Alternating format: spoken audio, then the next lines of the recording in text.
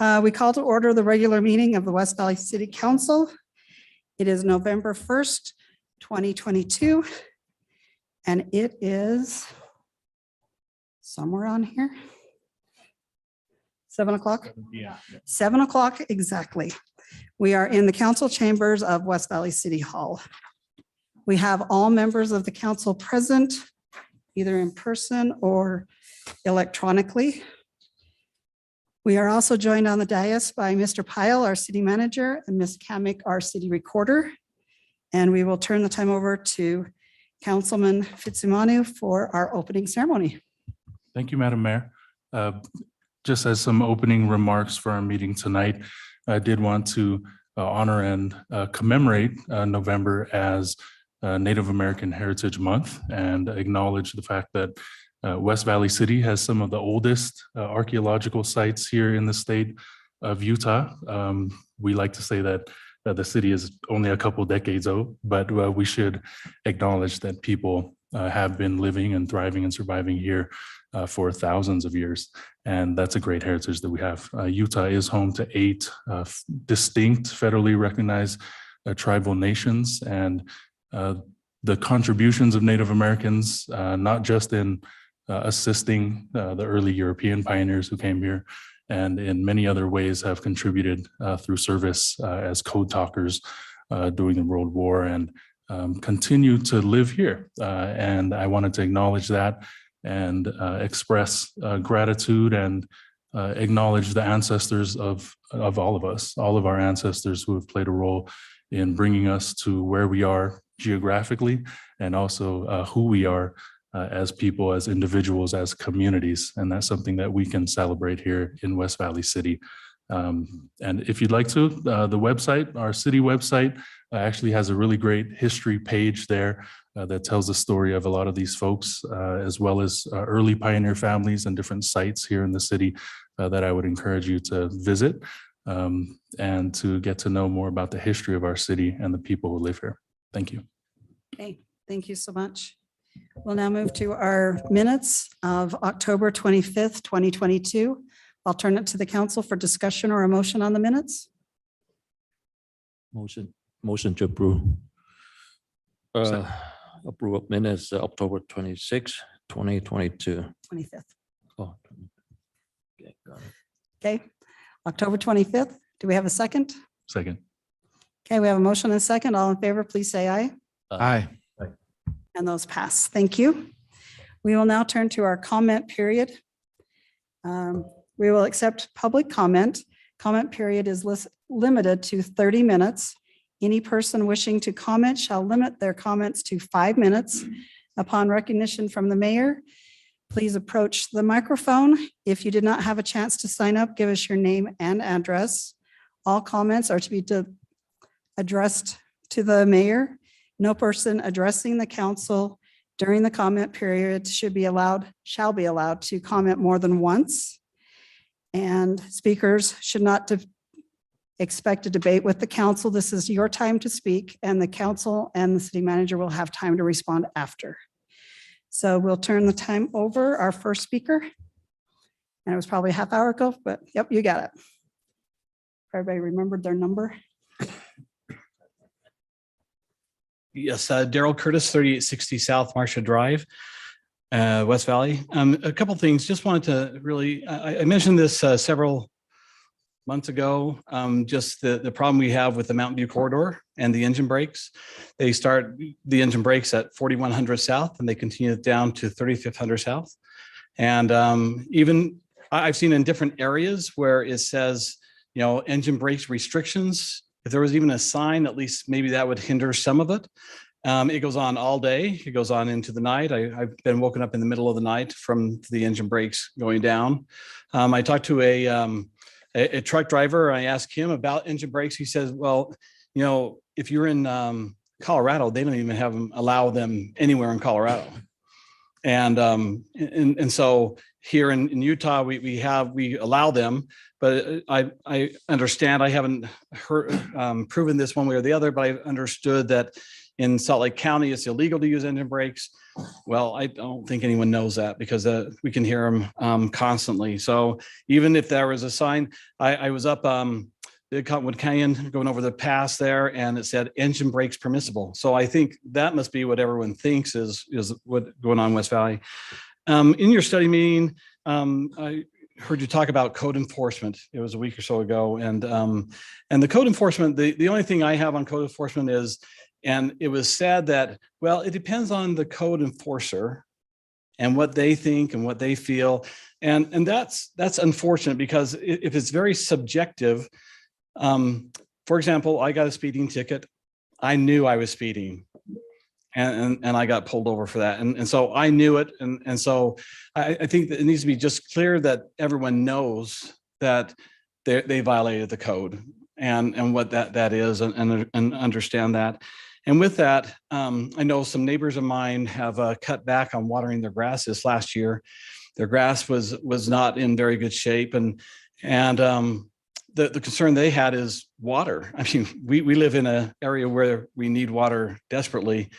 And I applaud. I mean, we cut back watering ours a lot also, but there was some concern that, well, you can still water. There's still plenty of water. Well, for those of us that are concerned about it, we've been in a drought for, I think, 8 years now. And it doesn't look very promising this winter. I saw one report that it'd be 138% above normal just to get to where we were last year.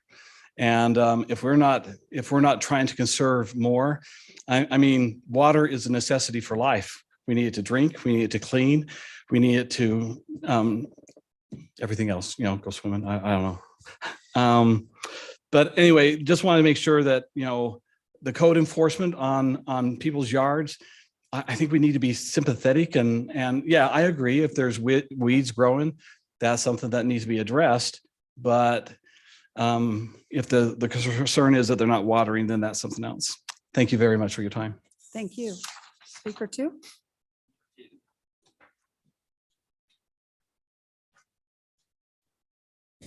Okay, Mike Markham. Some of you aren't going to believe I'm going to say this, but over the last few years, I think I've been a little hard on code enforcement. I have a lot of disagreements, but I've decided with what I've tried to work with and do in my own neighborhood, there are people that will live in a crap hole no matter what we try to do. They will take everything as far as they can go. We do an abatement. Well, that doesn't matter because they're just going to let it go. We put a lien on their house. They sell their house. The judge cuts the lien in half. They know.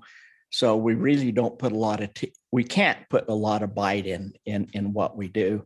And things just don't happen in life as fast as I think they should in trying to deal with some of these code enforcement issues. It's like a comment that I made to Nicole Cottle last week was that I think if anything needs to happen, I'm the one that has to change.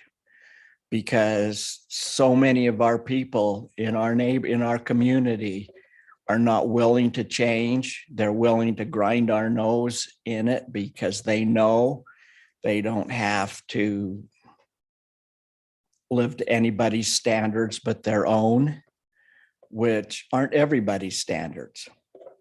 I'd like to see nicer, tidier yards. I like nice, tidy yards. I think it adds to the value of your house and your neighborhood. But I don't see all of that happening.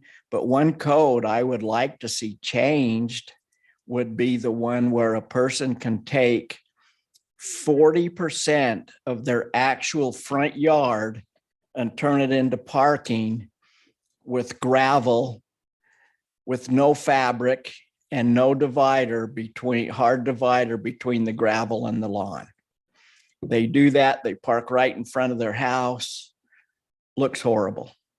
I even had with one of these houses that I have a problem with, I talked to the owner's dad the other day and he agreed it looks terrible, but it's his son's house and he doesn't know what to do about it. I tried to suggest some options of what they could do that would make things more aesthetic. But I think with us allowing to park, take up 40% of the front yard into vehicle parking, because they gained absolutely no parking, because now they can't use the driveway, because if there's somebody in the driveway, they can't utilize the parking spot of the gravel. So I watched them the other day and just drive out over top the grass because there was somebody in the driveway. They couldn't back out, so they just drove forward and drove over the grass. So no matter what we do, we can't. I don't know how we can change some of these things. I think I've just been, banging my head on the wall trying to get some of these things changed. Another thing I'd like to bring up, there was a comment made in the study meeting about parking on the street. And, I'm opposed to any box truck or anything parking on the street, but I think maybe we need to have a test for our parking enforcement officers. If there is a truck and a trailer parked in somebody's front yard or on the street loaded with lawnmowers, but there is somebody actually mowing the lawn and doing work there, they should be smart enough not to give a citation. But I understand that's happened. To me, there needs to be some kind of a test out there for these people and see if there's some common sense in there. Some people don't have it, but there has to be some common sense. There needs to be some flexibility. If you've torn out your driveway, you can't park on it. I think if you let the city know that you can't utilize your driveway for 30 days, they need to cut you a little break, because there is an actual reason. When I replaced all the gutters in the front of my house, I couldn't drive over them to get in my driveway. So I just pulled up in my neighbor's driveway, drove across my lawn and parked in my own driveway. So there I drove on the lawn. So thanks for listening. Okay. Thank you. Speaker 3.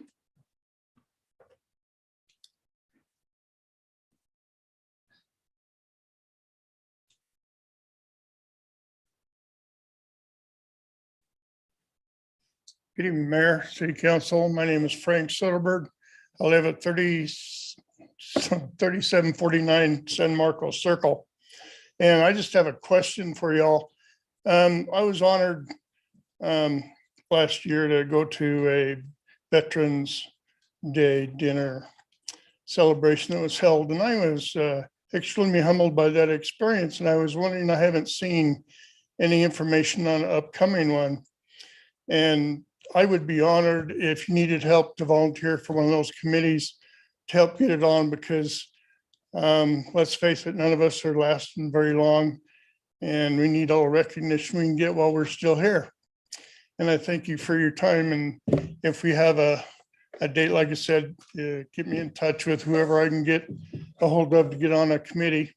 I'd be honored to do so. Thank you.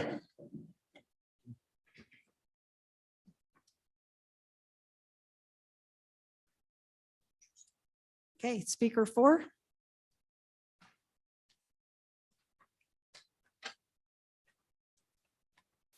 I just passed on Jim Visak. I just passed on to him about Friday the 11th.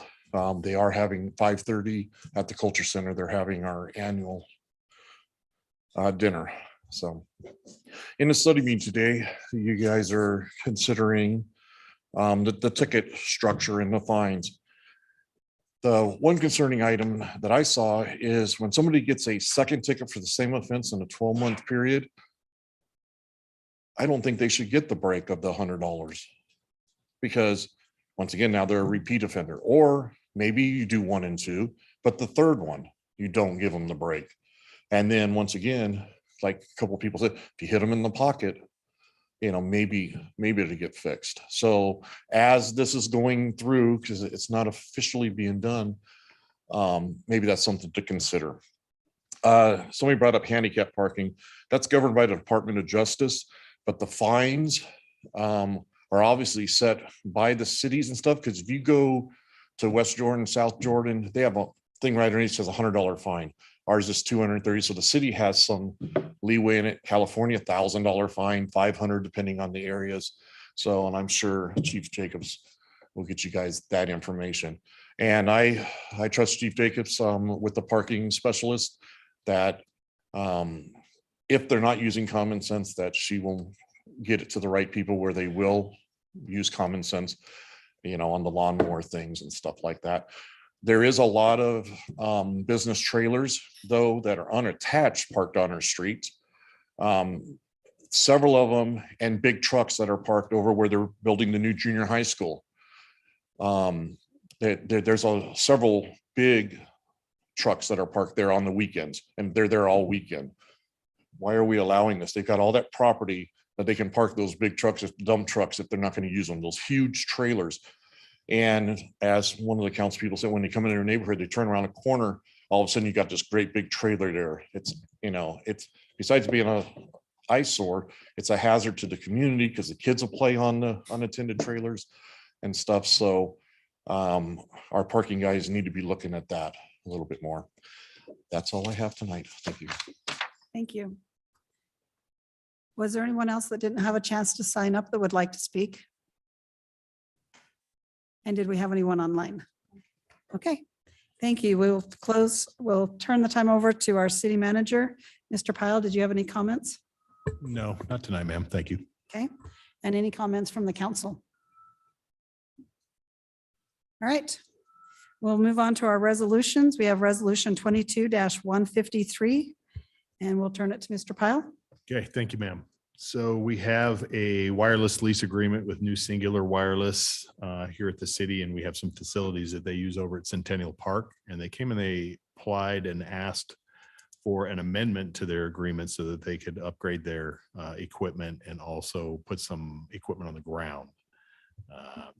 The equipment on the ground was of particular concern to us. They didn't have that before, but we went and we looked at it. We had to do a design. We had it shielded so the public can't see it, that sort of thing. So we came to the conclusion, the recommendation therefore to the council that it would be in our interest and okay to execute that third amendment. We will get a little extra rent out of the deal. It's not a significant amount, but with that, Mayor, I'll turn it back to you.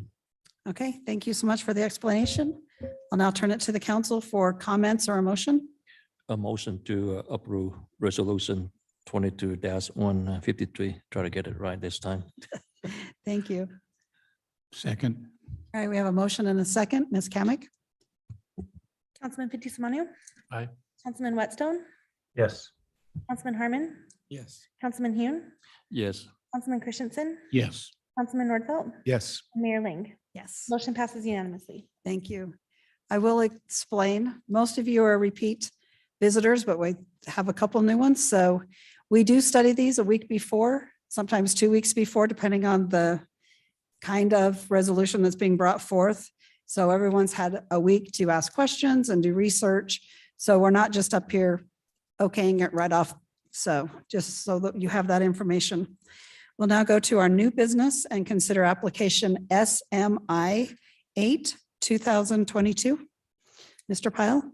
Thank you, ma'am. Yeah, so this final plat approval on this item is in a manufacturing zone. It's Corbin Benyon is the applicant representing Nadamas, if I said that right, Meadows LLC, and it's in the Aura Industrial Center subdivision, which I think we're all familiar with. And let's see, we were going to have 2 new lots in this industrial park over there with buildings that will be of 515,000 and 321,000 square feet respectively. This is another good quality addition to the subdivision out there and the industrial use, which has been a great addition to our city, brought lots of jobs, real good capital investment in the city. So we're happy to bring it to you. Okay, so for the audience, it's about where the Rocky Mountain Raceway was, approximately, if that landmark makes any sense. Okay, I'll turn it to the council for discussion or a motion. Move to approve application SMI 8-2022. Second. Thank you. We have a motion and a second. Ms. Kamic? Councilman Nordfelt, Yes. Councilman Christensen, Yes. Councilman Hune, Aye. Councilman Harmon, Yes. Councilman Whitstone, Yes. Councilman Fitzie Umanu. Aye. And Mayor Ling. Yes, Motion passes unanimously. thank you. We will now consider application PUD 3/2022. Mr. Pyle? Thank you, ma'am. This is the second final plat approval. This one is for residential. It's at 3550 South and 4400 West. Russ Tolbert, the developer, and it would be for 33 units of townhomes at that address, a 3.5 acre lot. This is a subdivision that's been in the works for quite some time, and we're bringing it to you now for that final approval. Okay, thank you. We'll now turn it to the council for discussion or a motion. Move to approve application PUD -3-2022. Second. Thank you. We have a motion and a second. Ms. Kamic? Councilman Fitzie Umanu. Aye. Councilman Whitstone, Yes. Councilman Harmon, Yes. Councilman Hune, Yes. Councilman Christensen, Yes. Councilman Nordfelt, Yes. and Mayor Ling. Yes. Motion passes unanimously. Thank you. We'll now move on to our consent agenda, which is a pretty routine agenda item. It's resolution 22-154, which is to accept a public sidewalk easement from Truck Pro LLC for property located at 2303 South, 5370 West. I'll now turn it to the council for discussion or a motion. Motion to approve resolution 22-154. Second. Thank you. We have a motion and a second. Ms. Kamic? Councilman Fitzie Umanu. Aye. Councilman Whitstone, Yes. Councilman Harmon, Yes. Councilman Hune, Aye. Councilman Christensen, Yes. Councilman Nordfelt, Yes. and Mayor Ling. Yes. Motion passes unanimously. Okay, thank you. Next item on our agenda is a motion for a closed session, which I think we are in need of. I move for a closed session to discuss professional competence. And immediately following the closed session, we will adjourn. Second. Thank you. Let's see, let's do a roll call vote. Ms. Kamic? Councilman Fitzie Umanu. Aye. Councilman Whitstone, Yes. Councilman Harmon, Yes. Councilman Hune, Yes. Councilman Christensen, Yes. Councilman Nordfelt, Yes. and Mayor Ling. Yes. Motion passes unanimously. Okay, thank you. We will now go into a closed session and only have one subject we're speaking of. So then I just need one more motion to end this meeting. Right?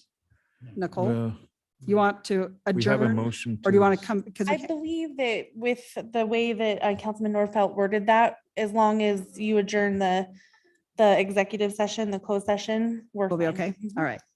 Okay, thank you for coming. Councilman Whitstone, if you're still there, I will set up a separate Zoom for you to participate. Perfect. Thanks.